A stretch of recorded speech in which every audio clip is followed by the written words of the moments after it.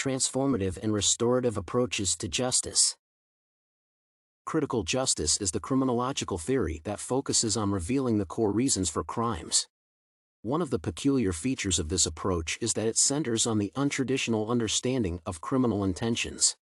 Crime-provoking psychological problems are found within significant social aspects such as social inequality. Critical justice tries to figure out which social factors may be psychologically oppressing for criminals. Criminals are not considered the ultimate evil, they are seen as those who need help. Peacemaking criminology is centered on analyzing the social and psychological reasons for crimes. This approach considers crime-related violence as a result of the experienced pain caused by social oppression. Peacemaking criminology emphasizes the necessity to help criminals to overcome hardships. The elimination of crimes can also be achieved through mutual trust and support.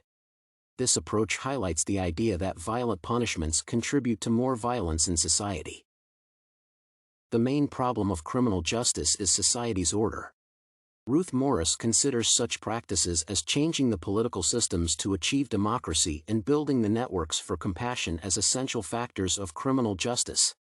Transformative justice changes the judicial system itself and the whole of society. It is necessary to ensure the stable rehabilitation of criminals and eliminate the core reasons for crimes. The prison industrial complex is related to the subsequent growth of the annual number of imprisoned criminals in America. It involves capitalistic issues relating the imprisonment and prison funding. The private companies try to benefit from proposing the government's prison-related services. The demand constantly increases due to the irrational criminal justice approach applied by the government. The commercially beneficial actions and the high criminal rates ensure the stable development of the prison industrial complex. Restorative justice enhances the dialogue and understanding between victim and criminal. Such an approach helps victims get sincere remorse from the criminal, while in the traditional system, victims seek revenge. The second approach provokes more violence in the victim's mind, leaving no moral satisfaction and understanding of the criminal's motifs. Restorative justice allows the victim to understand the criminal and discuss the harm dealt with by the offender. This is more psychologically satisfying for the victim to know that the criminal understands the pain and repents. Popular culture and society consider victims as the ultimate evil of humankind. They are usually hated and even bullied no matter the gravity of the committed offense.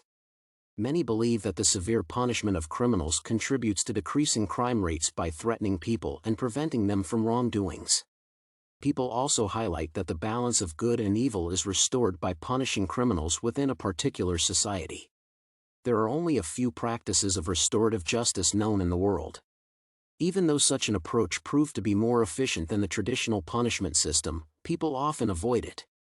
Such a situation is conditioned by psychological fear and weakness.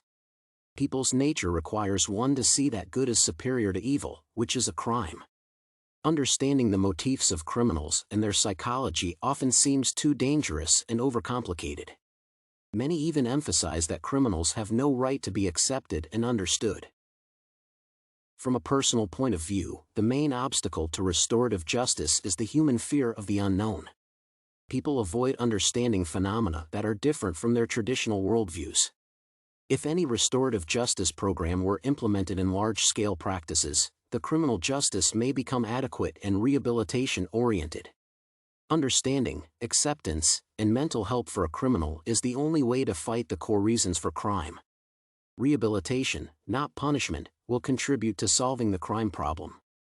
Restorative justice programs can result in the socialization of the ex-criminals, significantly improving the quality of their lives and preventing future wrongdoings.